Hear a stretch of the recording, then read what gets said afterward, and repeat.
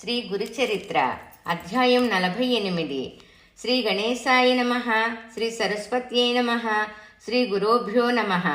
స్వామి, ఈ గంధర్వపురములో శ్రీగురుడు ఇంకేమి చేశారో చెప్పండి అని కోరిన నామధారకునితో సిద్ధుడు ఇలా చెప్పారు. నాయన, ఆ భగవంతుడు ప్రతిరోజు స్నానానుష్ఠానాలకు మఠము నుండి బయలుదేరి సంగమానికి వెళ్లి వస్తుండేవారని చెప్పాను కదా. అప్పుడు గంధర్వపురములో పర్వతేశుడని ఒక వ్యవసాయదారుడు ఉండేవాడు. అతడు గుత్తకు సాగు చేసుకునే పొలం సంగమం నుండి మఠానికి వెళ్లే దారిలో ఉండేది.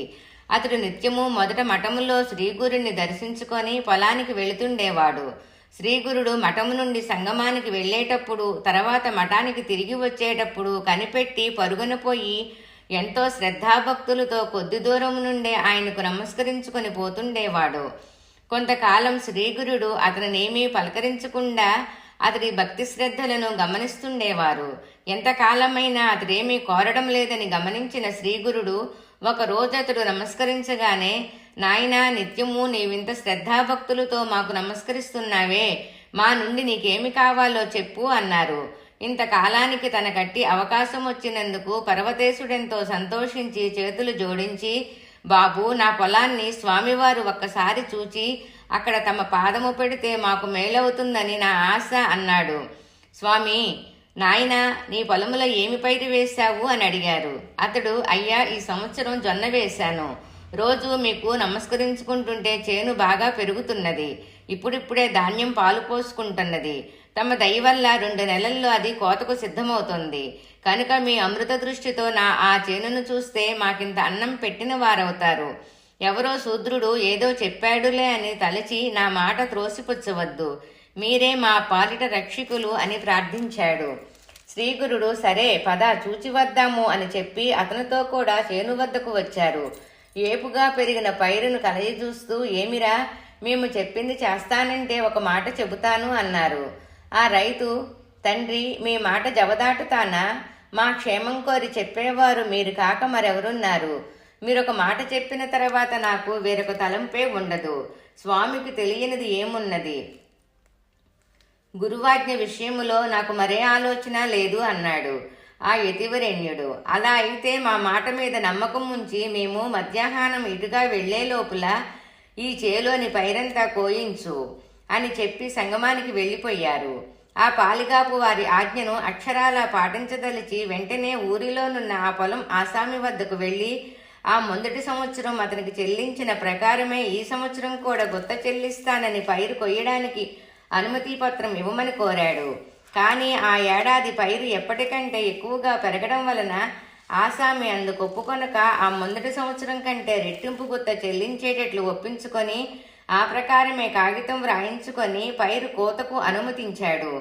ఆ కాపు వెంటనే కూలీలను పిలుచుకొని పొలం వద్దకు వెళ్ళాడు. పైరుకు ఇంకా పాలు పట్టే సమయంలోనే అతడు కోత కోయిస్తున్నాడేమా అని కూలీలు కూడా ఆశ్చర్యపోయారు.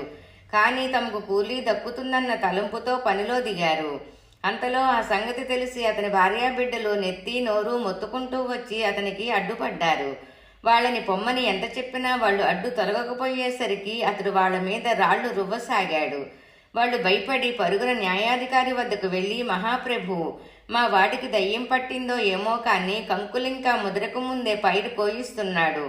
వద్దని అడ్డుపోతే మమ్మల్ని రాళ్లతో కొడుతున్నాడు. ఎవరో సన్యాసి చెప్పిన మాటలు విని పంటకొస్తున్న పైరే చేతులారా పాడు చేస్తున్నాడు. ఇంకొక 1 రోజుల్లో చేతికొస్తుందని మేము ఆశపడుతుంటే ఆ కాస్త ఇలా నాశనమైపోతున్నది. మీరైనా అతనిని నిగ్రహించండి అని గొల్లున ఏడ్చారు. ఆ న్యాయాధికారి, మీరు నాతో చెబితే నేనేమి చేయగలను? ఏమైనా చేయగలిగితే యజమానే చేయగలడు. అతనితో చెప్పుకోండి అని చెప్పి వారిని పంపివేశాడు. వాళ్ళు అప్పుడు ఆ పొలం యజమాని వద్దకు వెళ్లి మొరపెట్టుకుంటే అతడు, వాడి ఇష్టం, వాడేమి చేసుకుంటే నాకెందుకు? క్రిందట సంవత్సరం కంటే రెట్టింపు గుత్త నాకు ఇచ్చేలా వ్రాయించుకున్నాను. అయినా మీరింతగా గోల పెడుతున్నారు కనుక మా మనిషిని పంపి వాడిని వారించడానికి ప్రయత్నిస్తాను. మీరు వెళ్ళండి అని చెప్పి ఒక మనిషిని పంపాడు. ఆ మనిషి పొలం వద్దకు వెళ్లి అడ్డు చెప్పగానే ఆ సేద్యగాడు, ఏమయ్యా, కాగితం వ్రాయించుకున్న ప్రకారం యజమాని నా నుండి ధాన్యం తీసుకోవాలే కాని నేనేమి చేసుకుంటే అతనికెందుకు? ఆయనకి ఇవ్వవలసిన ధాన్యం మా ఇంటి గాదిలోనే ఉన్నది. అది చాలుకుంటే వాటికి బదులు చెల్లించడానికి నా దగ్గర కావలసినన్ని పశువులున్నాయి కదా. అని చెప్పి అతను వెనకకు పంపివేశారు. అంతటితో యజమాని ఊరుకున్నాడు. పర్వతేశుడు పైరుకోత త్వరగా పూర్తి చేయించి కొడవళ్లు కట్టకట్టించి అవతల పెట్టించి శ్రీగురుని స్మరిస్తూ ఆయన సంగమం నుండి మఠానికి వెళ్లే దారిలో ఆయన రాకకయ్యి ఎదురు చూస్తూ కూర్చున్నాడు. కొంతసేపటికి అటుగా వస్తున్న శ్రీగురునికి అతడు నమస్కరించి వారిని పొలం వద్దకు తీసుకువెళ్లి ఆ కోసివేసిన పైరు చూపాడు. స్వామి అది చూచి ఆశ్చర్యం నటిస్తూ, అయ్యో, నీవు అనవసరంగా పైరంతా కోసివేయించావే, నేనేదో పరిహాసంగా అంటే అన్నంత పని చేశావే. అయ్యో, నువ్వు అనవసరంగా పైరంతా కోసివేయించావే, నేనేదో పరిహాసంగా అంటే అన్నంత పని చేశావే. ఎంత పని చేశావయ్యా? పాపం, ఇప్పుడు నీ జీవనమెలా? యజమానికి ధాన్యమెలా ఇస్తావు? అమాయకుడా, పండని పైరు కోసి అంతా వ్యర్థం చేశావు కదా అన్నారు. కాని పర్వతేశుడు కొంచెమైనా జంకకుండా ఆయనకు నమస్కరించి, స్వామి, నాకు గురువాక్యమే ప్రమాణము, అదే మాకు శ్రీరామ రక్ష, మీరుండగా మాకేమి భయం అన్నాడు. అతని విశ్వాసానికి శ్రీగురుడు లోలోపల సంతోషించి, నీకు అంత దృఢమైన విశ్వాసం ఉంటే అలానే అవుతుందిలే అని నిర్వీకారంగా మఠానికి వెళ్లిపోయారు. ఆ కాపరి కూడా శ్రీగురుడు కనుమరుగయ్యే వరకు తదేకంగా ఆయనను చూచి నిశ్చింతగా ఇంటికి వెళ్ళాడు. దారిలో అతనిని చూచిన వారంతా ఎన్నెన్నో మాటలన్నారు. కాని అతడేమీ పట్టించుకోలేదు. పర్వతేశుడు ఇల్లు చేరేసరికి అతడి భార్య తమకు ఆ సంవత్సరం నోటి వద్దకొచ్చిన కూడు పాడైపోయిందని బోరుబోరున ఏడుస్తున్నది. అతడు మాత్రం ఎంతో నిబ్బరంగా ఆమెతో, ఓసి వెర్రిదానా, నీవలా ఏడవకూడదు. ఆ గురుదేవుల వాక్యే మన పాలిట కామధేనువు. వారి మహిమ మూడులకేమి తెలుస్తుంది? ఆయన సాక్షాత్తు పరమేశ్వరుడే. మనకాయన పెన్నిదిలా దొరికాడు. వారి దయ ఉంటేనే అందరము సుఖంగా బ్రతకగలము. మామూలుగా పండవలసిన పంట కంటే ఎన్నో రెట్లు ఎక్కువగా ఆయన ప్రసాదిస్తారని నాకు నమ్మకం ఉన్నది అని చెప్పి ఆమెను ఓదార్చాడు. అతని మాటలు విన్న ఇరుగు పొరుగు వారందరూ చోద్యము చూడవచ్చి అతని మూఢ విశ్వాసానికి నివ్వెరపోయి నవ్వుకుంటూ వెళ్లిపోయారు. 1 వారం రోజులు గడిచాయి. 8వ రోజు నుండి విపరీతమైన చలిగాలి వీచనారంభించింది. దాని వలన చుట్టుప్రక్కల చేలన్నీ వాలిపోయి తాలుధాన్యం ఏర్పడింది. దానికి తోడు ఆ పుష్యమాసములో భారీ ఎత్తున అకాల వర్షం కురిసింది. అంతటితో మిగిలిన పైరులన్నీ పూర్తిగా పాడైపోయాయి. కానీ పర్వతేశుని పొలంలో మాత్రం కొయ్యబడిన పైరు మొక్కల మొదళ్ల నుంచి ఒక్కొక్క మొక్కకు 10-11 చొప్పున పిలకలు వచ్చాయి. పైరు ఏపుగా పెరిగి అమితంగా పండింది. అది చూచిన వారందరూ నిర్ఘింతపోయారు. అతడి భార్య కూడా అమిత సంతోషంతో తన భర్త కాళ్ల మీద పడి, అయ్యా, తెలియక నేనెంతో గొడవ చేసి మీ మనసును ఎంతగానో నొప్పించాను. తెలివి తక్కువ వలన ఏమేమో నోటికొచ్చినట్లు మాట్లాడాను.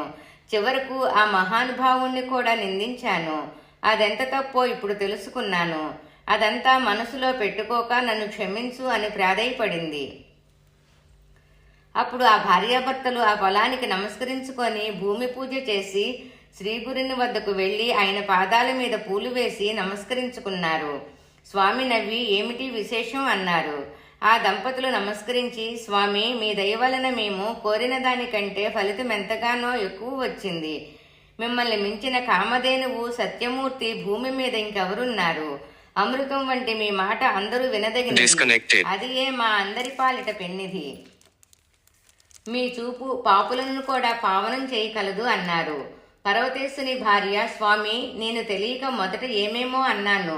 మన్నించి మమ్మల్ని మీరు ఎప్పుడూ ఇలానే కాపాడాలి. మీరే మాకు దిక్కు. మేమెల్లప్పుడూ మిమ్మల్ని ఇలాగే కొల్చుకునేలా అనుగ్రహించండి అని విన్నవించుకున్నది. తర్వాత ఆ దంపతులు స్వామికి నీరాజనమిచ్చారు. వారి భక్తిని చూచి సంతోషించి శ్రీగురుడు అఖండ శ్రీరస్తు అని ఆశీర్వదించి వాళ్లను పంపివేశారు. ఆ దంపతులెంతో సంతోషంగా ఇంటికి పోయారు. నెల గడిచేసరికి పర్వతేశుని పంట పండి కంకులు అద్భుతంగా బయటికి వచ్చాయి. నిజానికి ఆ ముందటి సంవత్సరం కంటే ఎన్నో రెట్లు ఎక్కువగా ధాన్యం పండింది. ఆ కాపు ధాన్యం నూర్చి రాసిపోసి ఆసామి వద్దకు పోయి, అయ్యా, చూచారా, స్వామి దయ వలన పైరు ఎంత బాగా పండిందో. మీకు కూడా మనం ఒప్పందం చేసుకున్న దానికంటే ఎక్కువే ఇస్తాను, తీసుకోండి. అయినా నాకింత ఎక్కువగా పండింది కనుక మనిద్దరము చెరుసగము తీసుకొనడం న్యాయమని నాకు అనిపిస్తున్నది. మీరు వెంటనే వచ్చి మీ భాగం మీరు తీసుకుపోండి అని చెప్పాడు. కానీ ఆసామి ధనాసుకు లోబడక ధర్మానికి అంటిపెట్టుకొని తన ఒప్పందం చేసుకున్న దానికంటే కొంచెం కూడా ఎక్కువ తీసుకోవడానికి అంగీకరించలేదు. అది నీ భక్తి శ్రద్ధలకు మెచ్చి శ్రీగురుడు ప్రసాదించినది కనుక అదంతా నీకే చెందాలి అన్నాడు. అప్పుడు ఆ రైతు రాజుకు చెల్లించాల్సిన భాగం వేరుగా తీసి ఆ సంవత్సరం పంటలు నాశనమయ్యి అలమటిస్తున్న బ్రాహ్మణులకు కొంత ధాన్యం ఇచ్చాడు. అటుపైన మిగిలిందంతా బండ్ల మీద వేసి ఇల్లు చేర్చుకున్నాడు. నామధారక, శ్రీగురుని మాహత్యం ఎంతటిదో చూచావా? గురుభక్తే అభిష్టాలన్నిటినీ ప్రసాదించగలదు. శ్రీ దత్తాయ గురువే నమః. శ్రీ శ్రీపాద శ్రీ వల్లభాయ నమః. శ్రీ నృసింహ సరస్వత్యే నమః. 48వ అధ్యాయము పారాయణ ఫలితము. సస్య సమృద్ధి కొరకు శ్రీ దత్తాత్రేయార్పణమస్తు.